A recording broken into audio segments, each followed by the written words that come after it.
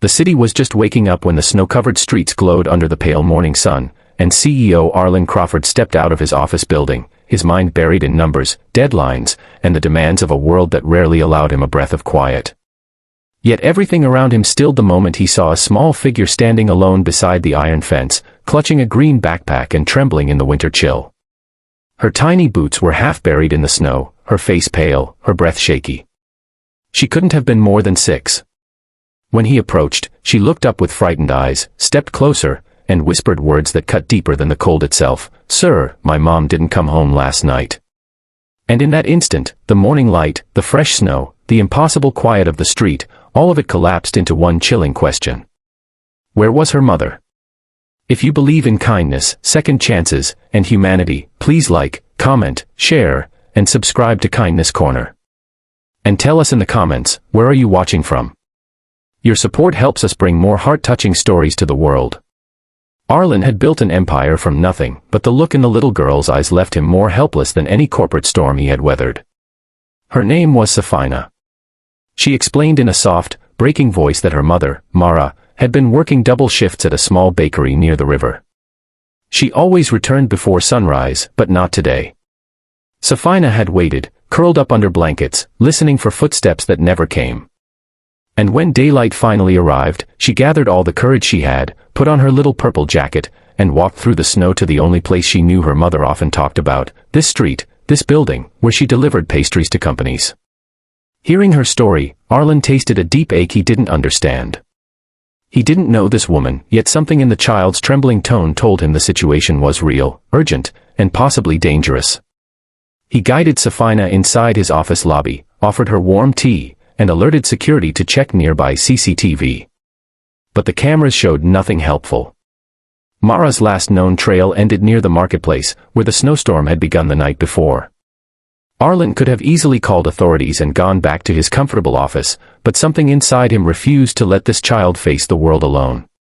Maybe it was because he, too, knew what it felt like to wait for someone who never returned. His own father had abandoned him when he was 10. Safina's fear mirrored a childhood pain he had buried under years of ambition. That memory, sharp as broken glass, lit a fire inside him. He couldn't abandon her the way he had once been abandoned.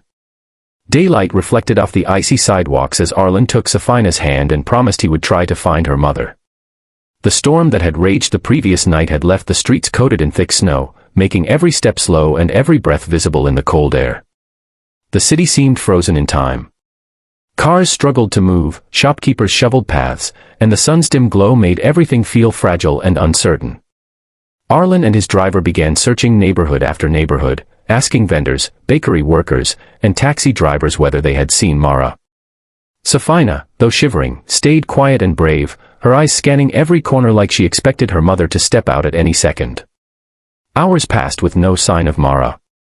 Arlen noticed Safina's small hands growing colder, her cheeks losing color, and he instructed his driver to take her somewhere warm. But the little girl refused to leave him. She held onto the sleeve of his coat as though letting go would mean losing the last hope she had. And maybe she was right. Because Arlen wasn't searching as a CEO anymore, he was searching as a man who could not bear the thought of this child's life being shattered. His heart led him deeper into the poorer parts of the city where street cameras didn't reach. Snow crunched beneath his polished shoes as the wind bit at his face, but he pushed through, knowing one thing with absolute certainty: he would not return without answers. Their search led them to the old industrial district, where the roof still held heavy blankets of snow from the night storm. A homeless man warming his hands over a small fire recognized Mara's photo.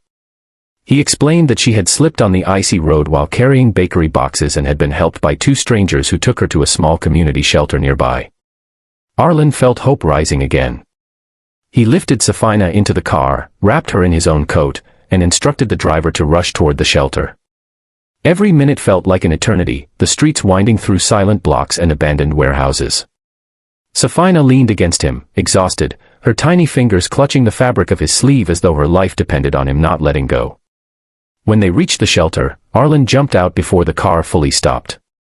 The sun had climbed higher, giving a pale warmth to the snowy world around them. Inside the building, the air smelled of soup and medicine. Volunteers hurried around helping people injured by the storm. And there, on a narrow cot, lay a woman with a bandaged leg and bruised hands. Her hair was messy, her eyes tired, but when they opened and saw her daughter in Arlen's arms, they filled with life again. Safina's cry broke the silence, a sound so raw and relieved it made even the volunteers pause. She rushed into her mother's embrace, tears melting into the blanket of sunlit warmth that filled the room. Mara whispered over and over that she was fine, she had slipped, she had been rescued, she was coming home, but she hadn't been able to walk in the morning.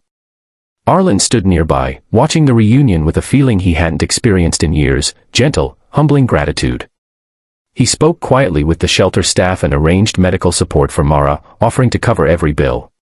When she tried to protest, he simply said that her daughter's courage had moved him in a way he couldn't explain. Safina, still holding her mother's hand, looked up at him and smiled with a warmth that thawed something frozen deep inside his chest.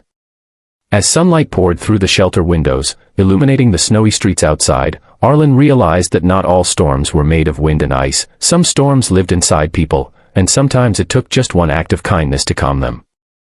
If this story touched your heart, please like, comment, share, and subscribe to Kindness Corner. Your engagement helps us bring more life-changing moments and real human stories to people around the world. Special request, before you go, please comment below what part of this story moved you the most. And as Arlen stepped back outside into the daylight, watching the snow slowly melt under the gentle sun, he felt something new rising inside him.